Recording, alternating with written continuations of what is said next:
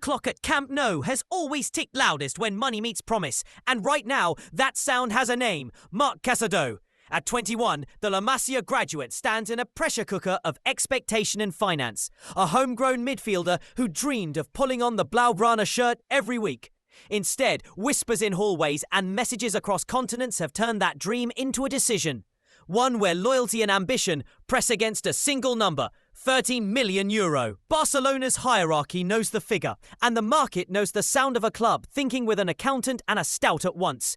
Around Europe, clubs that once admired from a distance are sniffing for bargains and depth, and the final hours of the window sharpen appetite into action. From London to Seville, names appear on lists and notepads. Some look at Casadó as the raw, domestically trained piece who can be polished into first-team material.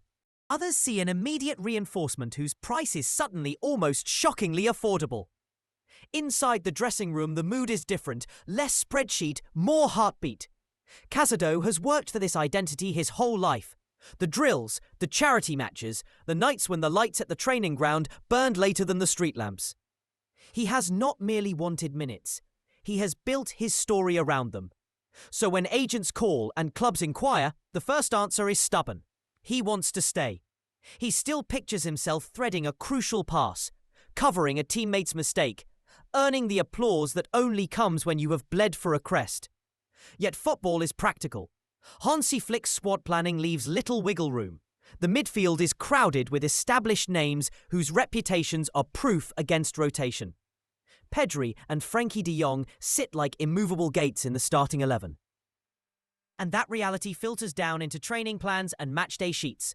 For Barca, an offer that arrives before the window slams shut is not simply money. It is a lever that could be used to ease registration headaches, to fund another short-term need, to balance the books while keeping the sporting project alive. The dilemma is not academic.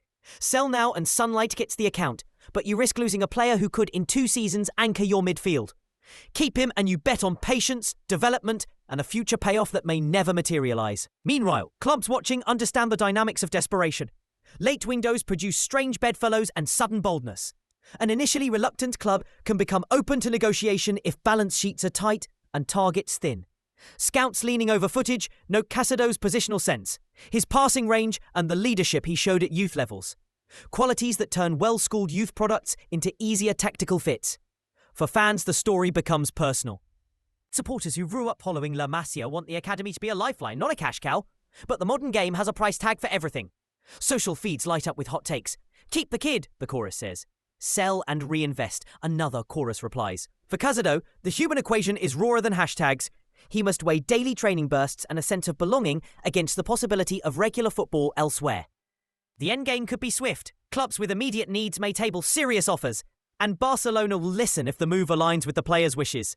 Or it could be a slow burn, with January reshuffles changing everyone's calculus. Whatever happens in these closing hours, the choice will ripple.